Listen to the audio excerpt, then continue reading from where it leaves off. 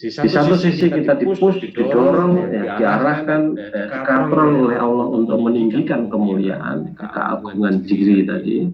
Ya, di sisi lain kita juga harus berhati-hati, jangan sampai kita itu kepleset menuju kerendahan akhlak itu sendiri kan itu. Ya, kalau harta dunia yang hilang, pangkat yang hilang, wajar saja. Ya, kan tidak ada seorang yang pegang jabatan sampai akhirat nanti. Jabatan juga hanya sebentar saja ketika di dunia ini kan gitu. Ya, kemudian harta juga begitu, sebentar saja ketika kita di dunia ini kan gitu. Ya, tapi yang kekal adalah akhirat kan gitu. Ya, maka kehilangan dunia, kehilangan pangkat, jabatan dan sebagainya tidak menjadikan kita itu nelongso, tidak menjadikan kita merasa diri kita rendah dan sebagainya, tidak, karena tetap yang menjadi keukuran kesuksesan seorang yang beriman itu adalah ketaatannya kepada Allah kan gitu. Maka apakah itu syahadat, ataukah itu sholat, ataukah itu puasa, ataukah itu zakat, ataukah haji, itu yang diterima oleh Allah, itu yang dinilai oleh Allah, itu adalah ketaatan kita atau takwa kita kan itu. Korban pun juga darah dan dagingnya tidak sampai kepada Allah, yang sampai adalah ketaatan kan itu. Ya, begitu pula puasa, begitu juga sholat dan sebagainya, yang diterima oleh Allah adalah ketaatan kita. Ya, maka ketika bicara sholat, jangan sampai sholat kita itu hanya dapat melek dan capek. Kalau kita bicara puasa, ya jangan sampai puasa kita itu hanya dapat lapar dan haus.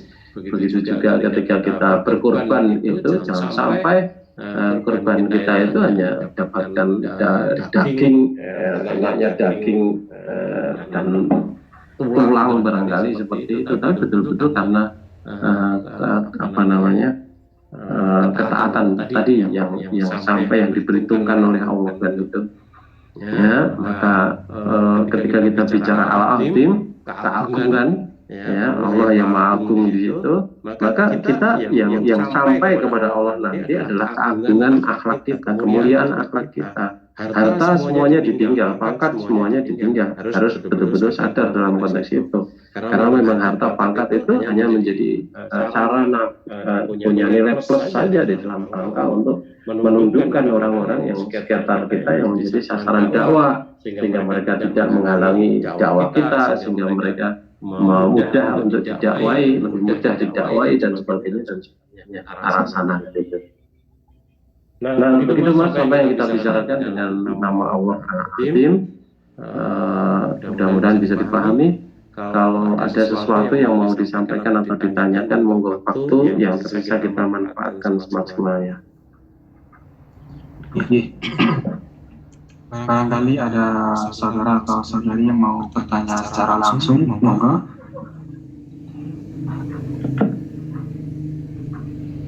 Yang sesuai dengan tema.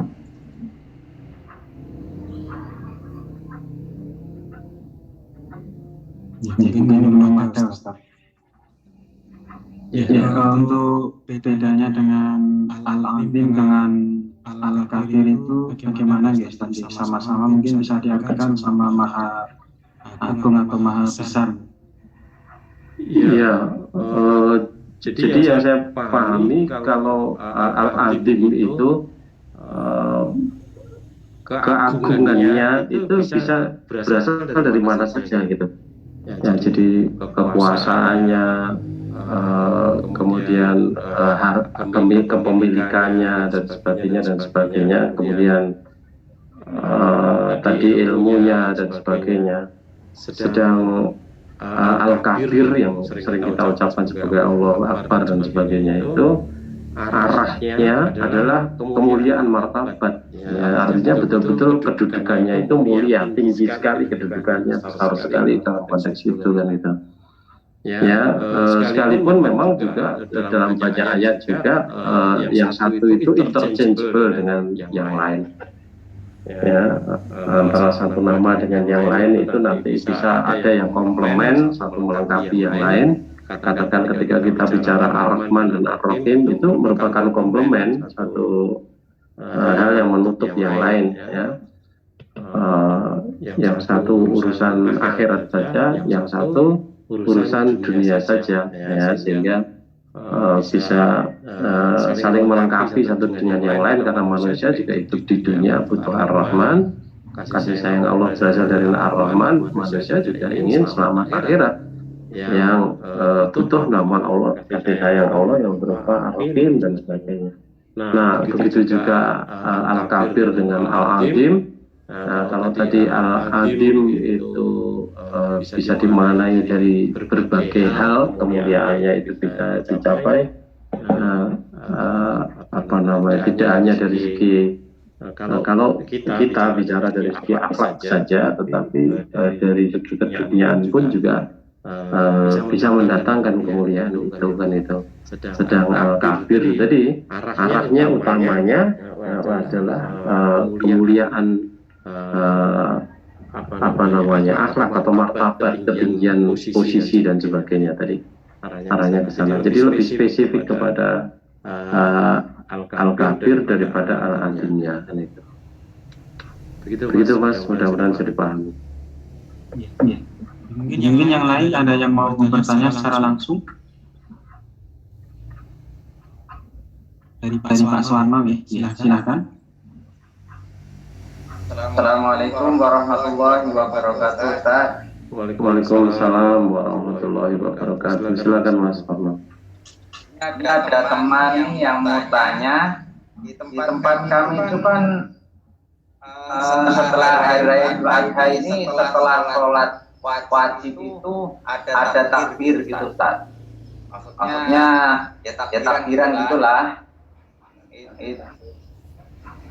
Di situ tuh teman saya ini mau jawaban langsung dari Ustaz itu memang dituntunkan atau tidak gitu. Kalau saya yang menjawab kurang marem gitu, Ustaz. Itu aja, Ustaz. Assalamualaikum warahmatullahi wabarakatuh. Waalaikumsalam warahmatullahi wabarakatuh. Nah, seharusnya ngaji tidak begitu sikap kita. Ali bin Abi Thalib itu pernah mengingatkan kepada kita, undur makol wala tandur mangkol. Perhatikan apa yang diucapkan, jangan perhatikan siapa yang mengucapkan kan itu. Jadi kalau kita memandang siapa yang mengucapkan, nanti kita bisa disesatkan oleh perkataan, nasihat, ucapan, kajian dari orang-orang di sekitar kita, mungkin juga dari YouTube dan sebagainya. Ya, tetapi yang harus kita perhatikan adalah makol, apa yang diucapkan. Ya. Nah, dalam konteks takbir sesudah sholat itu, selama ini kita belum pernah menemukan dalilnya yang sahih gitu loh. Ya, karena tidak ada dalilnya yang sahih yang berbicara tentang takbir di hari raya sesudah sholat dan sebagainya, ya kita tidak pernah mengamalkannya kan gitu. Nah, mungkin kalau ada orang lain yang sudah mengetahui, mereka mengamalkan, monggo silakan. Kita selama ini mengkaji itu tidak pernah kita dapatkan hadis yang sahih yang berbicara tentang tuntunan mengucapkan takbir di hari raya setelah sholat itu, sholat wajib itu, apakah maghrib, apakah zuhur, isya dan sebagainya, tidak pernah kita dapatkan. Nah, yang kita dapatkan itu hadis yang sahih berbicara tentang bertakbir bersama-sama orang banyak. Itu bukan orang banyak yang sholat di musola, tetapi orang banyak yang mereka itu sedang menantikan sholat id di lapangan gitu loh. Ya, jadi bersama-sama orang banyak itu maksudnya adalah di lapangan. Lapangan itu juga disebut sebagai musola, tempat sholat. Ya, maksudnya sholat id di situ, karena takbir itu kaitannya dengan takbir hari raya kan itu. Maka yang kita amalkan juga seperti itu. Artinya tidak kemudian kita takbir keliling gitu ya. Nah, kalau kita takbir keliling itu kan seolah-olah Rasulullah dulu itu pernah takbir keliling naik onto, nganggo oncor bareng-bareng sahabat, kemudian Allahu Akbar, la ilaha illallah, Allahu Akbar walillahil hamd. Tidak pernah ada seperti itu di zaman Rasul berkeliling numpak onto, ada yang jalan dan sebagainya, bukan demi waktu karo wong kafir nanti malahan itu. Tidak ada. Maka kita tidak melakukan dan itu. Nah, yang kita lakukan adalah takbir itu yang bareng-bareng ketika di lapangan. Tetapi justru malah di lapangan itu orang-orang itu banyak yang tidak takbir, hanya diem saja di situ atau malah ngobrol dengan yang lain gitu. Nah, kalau kalian perhatikan yang takbir itu hanya sedikit saja itu di lapangan itu yang pegang mic, kalau orang yang sekitarnya jejeran dan sebagainya itu. Nah, masjid-masjid bagaimana? Masjid-masjid juga takbiran, tetapi hanya beberapa saja dibanding dengan orang lain itu. Nah, tetapi kita tidak menganjurkan di masjid-masjid karena kita tidak mendapatkan dalil seperti itu. Bahkan mereka yang takbir keliling dengan menggunakan mobil, truk, pickup, bukaan dan sebagainya itu, mereka banyak yang tidak takbir, yang takbir malah tape di rumah apa radionya tape-nya itu sing takbir rekaman gitu, buanter banget ngaku speaker ya malah apa namanya wong-wongin nongkono malah celelehan satu dengan yang lain, mungkin lanang itu ya jalan-jalan atau malah kencan dan sebagainya. Nah, kita tidak mungkin yang seperti itu. Nah, kita tidak melakukan seperti itu. Jadi hadis dari yang sahih yang kemudian kita kaji, kemudian kita simpulkan itu ya takbirnya bersama orang banyak itu takbir yang ada di musola atau di lapangan ketika mau sholat id, mendekati sholat id.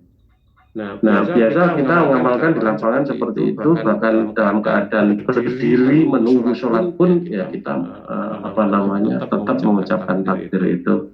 Ya, sampai kemudian diaba untuk berhenti, kemudian sholat, baru kita selesai tidak takbir lagi kan itu. Begitu Mas, mudah-mudahan bisa dipahami. Mungkin ada yang lain yang mau bertanya langsung. Kalau belum ada pertanyaan tertulis dari Facebook, Ustaz. Ya, silakan Mas. Subhanallah, kajian ini sangat jelas sekali. Sungguh ini jalan yang lurus dunia akhirat. Tapi entah kenapa sampai sekarang hati saya belum bisa bertobat. Padahal saya sendiri hampir tiap malam menyimak tayangan ulang yang dikaji Ustadz Ahmad Sugino. Tolong bantuannya buat hati saya yang sangat keras gini. Iya. Jadi ya kamu bersyukur kepada Allah bahwa kesadaran itu sudah muncul gitu. Kesadaran pentingnya untuk bertobat itu sudah muncul. Itu merupakan bagian dari bimbingan Allah. Ya. Kalau kamu tidak dibimbing oleh Allah, tentu tidak akan diberi kesadaran yang seperti itu gitu loh. Tidak akan diarahkan untuk suka mendengar kajian-kajian itu kan itu. Ya, maka perlu bersyukur kepada Allah di situ kan itu. Nah, tentu saja syukurnya tidak akan komplit kalau kemudian hanya berhenti pada ilmu saja. Ya, tentu harus bergeser menuju kepada amal kan gitu. Ya, disyukuri dulu ya kesungguhan untuk menuntut ilmu, rasa senang untuk menuntut ilmu disyukuri. Ya, kemudian juga kesadaran untuk bertobat yang sudah tumbuh itu perlu disyukuri. Ya, baru nanti secara pelan-pelan ya diamalkan dalam kehidupan sehari-hari kan itu. Nah, mumpung masih hidup gitu loh, karena manusia banyak yang kemudian tiba-tiba mati. Ya, kamu lihat di YouTube itu betapa banyaknya orang yang mereka itu sedang ngobrol satu dengan yang lain, tiba-tiba kejang-kejang mati. Betapa banyak mereka yang keluar dari rumah dalam keadaan sehat, naik motor, tiba-tiba ketabrak truk. Betapa banyak orang yang keluar makan ke restoran, kemudian keselak untuk palsu mamanya gitu, mati mamanya itu. Banyak yang terjadi seperti itu gitu loh. Ya, bahkan ada ya orang yang apa namanya pingsan sementara itu. Ada penyakit pingsan sementara itu ada. Artinya pingsan hanya dalam beberapa detik. Tetapi kalau pingsan dalam beberapa detik itu terjadi pada saat kamu mengoperasikan mesin, pada saat kamu naik mengendarai mobil sendiri, itu bisa berarti kematian. Nah, betapa bersyukurnya kita semuanya itu tidak pernah mengalami pingsan sementara yang seperti itu gitu. Ya. Jadi karena kematian itu bisa datang setiap saat dan itu real. Banyak orang-orang sekitar kita yang jauh lebih muda daripada kita sudah mati. Ya, banyak orang-orang yang kelihatannya dia itu gagah perkasa, tapi tiba-tiba melawan COVID, ambruk, mati. Betapa banyak orang yang kita kenal yang kelihatannya sehat, luar biasa dan sebagainya, tetapi dia sudah mendahului kita gitu loh. Yang menjadi pertanyaan, apakah tidak mungkin kita juga akan mengalami yang seperti itu gitu. Nah kalau kemudian kita mengalami yang seperti itu sebelum kita bertobat, itu kan artinya kita akan masuk neraka kekal selama-lamanya di dalam siksaan gitu loh. Ya, maka Allah mengingatkan kepada kita semuanya supaya kita itu segera bertobat. Wasari'u ila magfiratin min rabbikum kan itu. Coba dibaca lagi. Di dalam surat Ali Imran ayat 133 itu. Quran surat Ali Imran surat ke-3 ayat 133. Wasari'u ila maghfiratin min rabbikum wa jannatin 'arduhas samawati wal ardu 'iddat lil muttaqin. Dan bersegeralah kamu mencari ampunan dari Tuhanmu dan mendapatkan surga yang luasnya seluas langit dan bumi yang disediakan bagi orang-orang yang bertakwa. Ya. Jadi harus bersegera. Kalau tidak bersegera, kita tunda-tunda. Nanti kalau kedahuluan maut, kita sudah tidak dapat ampunan lagi. Nauzubillah. Ya, maka berterima kasih, bersyukur kepada Allah. Ya, memuji Allah, alhamdulillah. Ya, bahwa kamu sudah disenangkan oleh Allah untuk menuntut ilmu yang benar ini.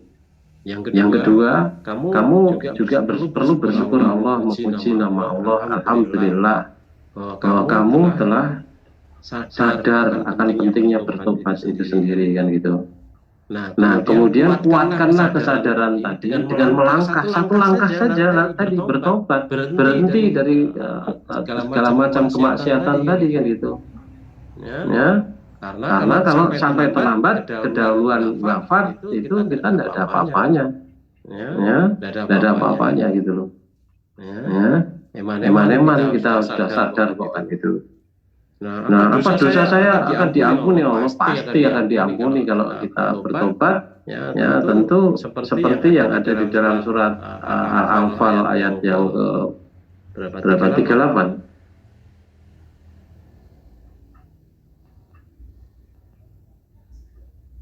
Yang mengampuni dosa-dosa di bumi, Ustaz. Iya. Surat Al-Anfal surat ke-8 ayat 38.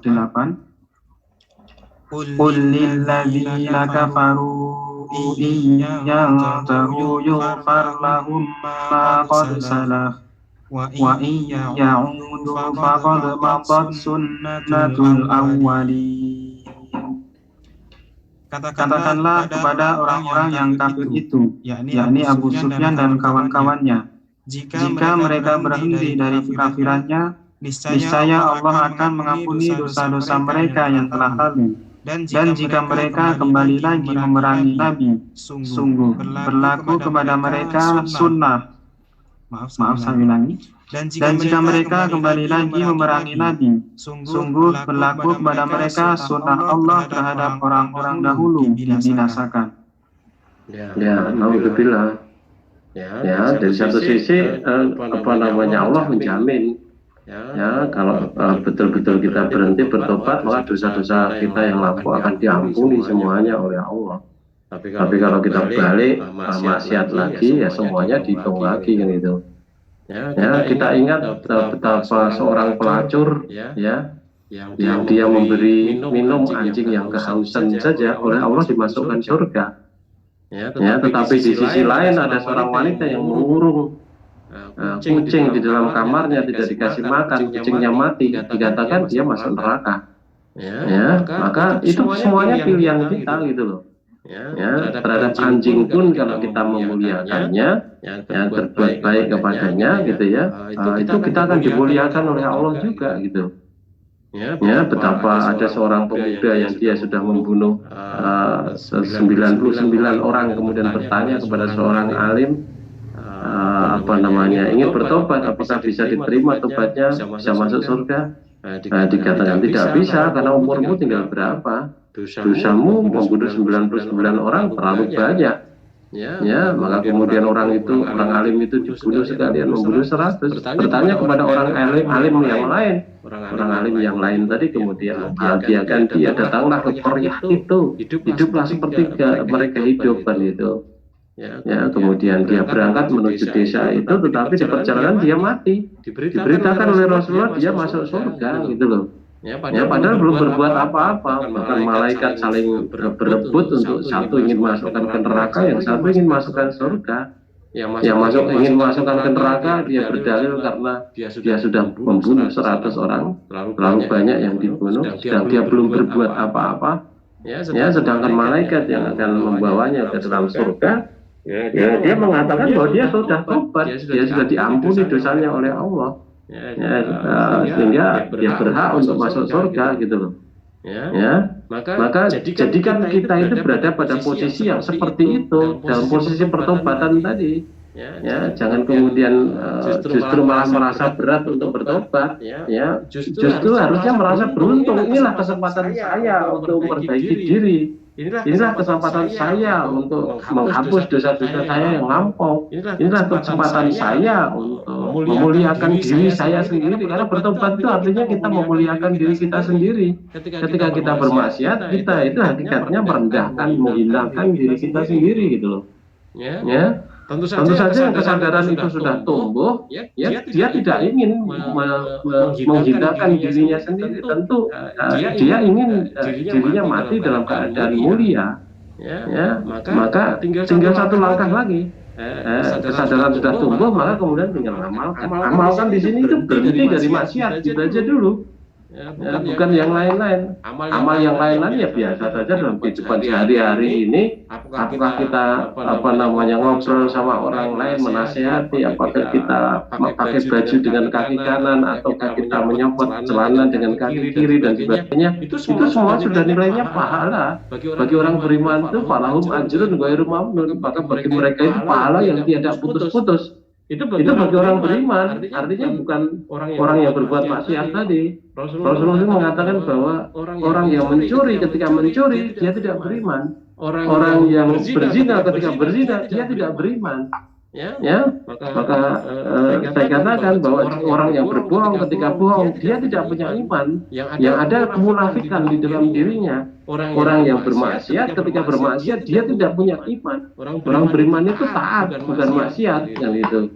Maka posisikan diri kita kepada ini tadi, pada posisi yang membawa keselamatan akhirat kita. Tidak perlu kita beramal yang muluk-muluk, yang dur-dur dari pejuang fisabilillah, tidak perlu muluk-muluk. Yang sederhana saja. Yang penting sekarang berhenti maksiat.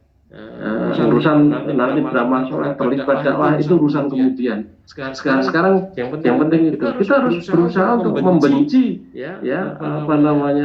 amal-amal yang maksiat tadi, karena itulah yang mengancam kita untuk berakhir di dalam kehinaan. Dan itulah cara setan untuk menghinakan kita, menghancurkan kita. Itu harus kita waspadai langkah setan yang seperti itu. Kalau tidak kita waspadai, kita lengah, kita akan menjadi sama nasib kita seperti setan itu, bahkan mungkin lebih gila dari setan, iblis barangkali kan gitu. Maka kita bisa menjumpai dalam banyak berita bagaimana seorang ibu yang kemudian mitos anaknya mati anaknya, bagaimana seorang anak yang membunuh ibunya gara-gara orang dikei duit yang tuku rokok dan sebagainya. Betapa seorang suami membunuh istri membunuh suami dan sebagainya. Banyak sekali yang seperti itu. Setan lonjak-lonjak, setan tertawa yang seperti itu. Pahami bahwa kemaksiatan itu meningkat sedikit demi sedikit. Allah sendiri memberitahukan latar kabun atau bahkan antobah. Sungguh kamu akan meningkat setingkat demi setingkat, artinya dalam kebaikan maupun dalam kehinaan. Maka kalau sekarang itu masih berada pada posisi yang maksiat, yang tentu itu akan meningkat. ya supaya tidak meningkat kita hentikan, kemudian kita berbalik arah menuju kepada kebaikan. Nah kebaikan itulah nanti yang akan kita tingkatkan setingkat demi setingkat kan gitu. Ya. Nah kalau sekarang itu belum muncul kesadaran yang kuat untuk untuk bertobat dan sebagainya, sadari bahwa diri kita itu lemah, diri kita itu mudah terancam oleh kematian. Dan kalau kita mati dalam keadaan maksiat seperti itu, maka kemudian tidak ada tempat lain kecuali neraka kekal selama-lamanya. Ya. Banyak bacalah ayat-ayat yang terkait dengan hari kiamat. Ya banyak baca ayat-ayat atau pelajari ayat-ayat yang terkait dengan siksa neraka supaya muncul rasa takut kita ya kepada hal yang demikian tadi. Ya. Nah, mudah-mudahan dengan begitu nanti Allah semakin menguatkan, memberikan dorongan kepada kita semuanya ya untuk bertobat, kepada kamu juga untuk bertobat kan gitu. Kalau kita memahami doa sabu jagat Rabbana atina fid dunya hasanah wa fil akhirati hasanah wa qina adzabannar, kita mohon dijauhkan dari siksa neraka. Nah, supaya dijauhkan dari siksa api neraka itu konsekuensi logisnya kita tidak berbuat maksiat. Ya, supaya kita dimasukkan surga, hasanah fid dunya, hasanah fil akhirah dan sebagainya itu harus dicapai dengan amal soleh. Tapi yang penting sekarang itu bukan amal solehnya, itu yang penting kita itu berhenti dulu dari kemaksiatan yang akan membawa kita ke neraka. Nah kalau sudah berhenti, nanti insya Allah akan menggembirakan, membahagiakan kita, membuat kita senang ya untuk beramal dengan amal-amal soleh tadi kan itu. Karena yang menjadikan kita itu senang beramal soleh, menjadikan iman itu indah, itu adalah Allah, bukan kita sendiri gitu.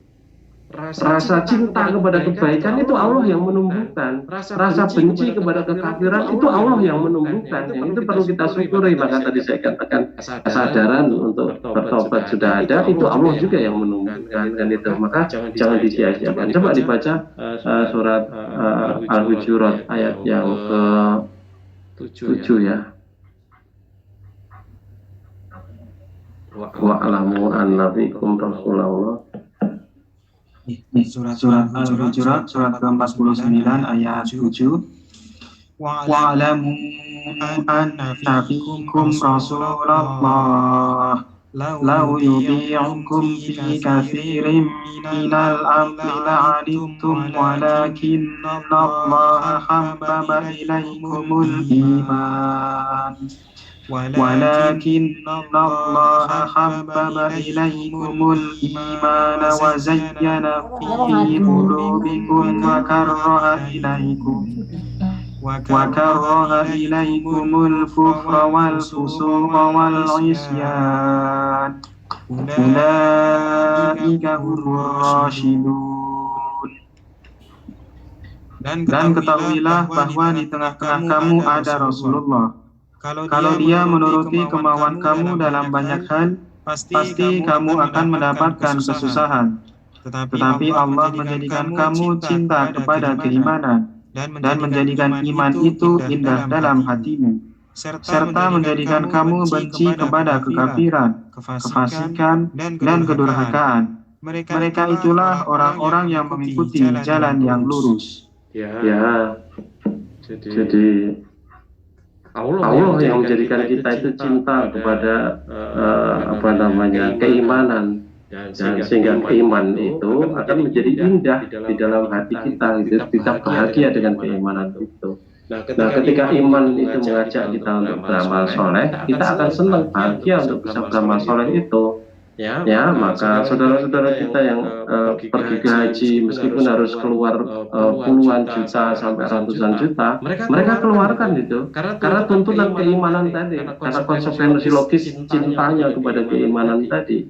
Ya, bagi saudara kita yang sedang berkorban dan sebagainya, ya mereka keluarkan jutaan rupiah untuk beli kambing atau jutaan rupiah untuk barang-barang beli sapi dan sebagainya, itu juga karena keimanan. Jadi amal itu menjadi indah karena dia cinta kepada iman. Wa karroha ilaikumul kufra wal fusuqa wal isyan. Karroha yukarrihu artinya menjadikan kita itu benci gitu loh. Ya, maka rahaikumul kufra, kemudian Allah juga yang menjadikan kita itu benci kepada kekafiran, wal fusuqa, dan kefasikan, kedurhakaan, wal isyan, ya, dan ini kedurhakaan, isyan, durhaka, ketidaktaatan maksudnya. Jadi Allah juga yang menjadikan kita itu benci kepada kekafiran, tidak berbuat kafir, tidak bersikap kafir. Allah juga yang menjadikan kita benci kepada kefasikan. Ya, Allah juga yang menjadikan kita itu benci kepada kedurhakaan atau ketidaktaatan gitu loh. Ya. Jadi dibela mohon kepada Allah, kamu agar diberi kekuatan untuk membenci kekafiran, kemaksiatan tadi, dan bahkan supaya Allah menjadikan iman itu betul-betul indah di dalam hati kita, dan supaya hati kita dijadikan indah, dijadikan mencintai keimanan, dan iman itu dijadikan indah. Ya. Di dalam hati kita, sehingga beramal itu ononnya bahagia, bukan beramal karena terpaksa kan gitu. Ya, kalau terpaksa tidak ada apa-apanya, tidak ada pengaruhnya secara psikologis untuk perbaikan diri kita. Ya, tetapi kalau itu memang munculnya karena kesadaran, karena kenikmatan tadi, gitu ya, kan menjadi indah dalam konteks ini kan gitu. Nah, terus kaji, belajar terus, jangan sampai bosan ya. Kemudian coba melangkah sedikit demi sedikit untuk bertobat. Sadari betul bahwa kita itu rentan kepada kematian. Kalau kita sampai mati sebelum bertobat, kita betul-betul akan menyesal di akhirat nanti yang gitu. Ya, maka segera didorong dirinya sendiri untuk bertobat pelan-pelan. Tidak perlu berambisi untuk yang hebat-hebat dan sebagainya, sederhana saja. Nah, kalau kemarin minum minuman keras, berhenti dulu minuman keras. Kalau kemarin ditogel dan sebagainya, berhenti dulu. Kalau kemarin pacaran dan sebagainya, berhenti dulu, dihentikan sendiri amal-amal maksiatnya itu kan itu. Nah, nanti ketika sudah berhenti, akan ada dorongan nanti untuk beramal soleh yang lain yang lebih baik daripada itu kan, dan itu nanti akan menjadi tabungan untuk keselamatan akhirat kita. Mohon terus pada Allah dalam sholat kita, dalam sepertiga malam terakhir dan sebagainya. Mohon dikuatkan hati untuk bertobat, mohon senantiasa dibimbing ke jalan yang benar. Mohon disadarkan betul bahwa kita tidak boleh terlambat untuk bertobat ya. Mohon kepada Allah untuk kita, supaya kita dijadikan takut kepada siksa api neraka, takut kepada kematian ya, dalam keadaan maksiat seperti itu. Mudah-mudahan Allah turun tangan dan bisa betul-betul menguatkan kesadaran yang sudah kamu miliki tadi untuk bertobat. Ya, banyaklah optimis kepada Allah, karena kita tahu ya, banyak orang-orang kafir yang memusuhi Islam, ingin menghancurkan Islam, yang ingin menjelekkan Islam, yang ingin mencari kesalahan Islam dan sebagainya. Tiba-tiba dia berubah arah menjadi pembela Islam yang luar biasa. Tentu Allah yang muqallibal qulub itu menjadikan hatinya itu berbalik kan itu, yang tadinya menentang menjadi pendukung. Nah, mudah-mudahan juga Allah membalik hatimu yang tadinya masih ragu-ragu untuk bertobat ya, kemudian Allah kuatkan untuk bertobat. Mohonlah kepada Allah yang muqallibal qulub, tsabbit qalbi ala dinik, yang muqallibal qulub, tsabbit qalbi ala dinik. Ya Allah yang membolak-balikkan hati, kuatkanlah hatiku atas agamamu, kuatkan hatiku atas agamamu. Terus diingatkan seperti itu, ya muqallibal qulub, ya Allah yang membolak-balikkan hati, tsabbit qalbi ala dinik, kuatkanlah hatiku untuk terhadap agamamu, untuk mengamalkannya, untuk bertobat, untuk keselamatan akhirat kita sendiri kan itu. Begitu Mas, mudah-mudahan bisa dipahami. Masih ada beberapa pertanyaan, bagaimana Ustaz? Ya, minggu depan aja ini waktunya juga sudah habis. Oke. Sekalian melaporkan yang Tergabung sampai saat ini yang berada di Zoom ada 19 saudara, dan di YouTube ada 9, dan di Facebook ada sekitar 30-an Ustaz. Ya, mudah-mudahan bermanfaat untuk kita semuanya. Begitu saja saya kira apa yang bisa kita bicarakan malam hari ini. Kurang lebihnya saya minta maaf. Mari kajian kita akhiri. Alhamdulillahirrahmanirrahim. Assalamualaikum warahmatullahi wabarakatuh. Waalaikumsalam warahmatullahi wabarakatuh. Selamat beristirahat Ustaz. Terima kasih. Salam untuk keluarga Ustaz. Insyaallah. Saya lihat Mas. Silakan Ustaz.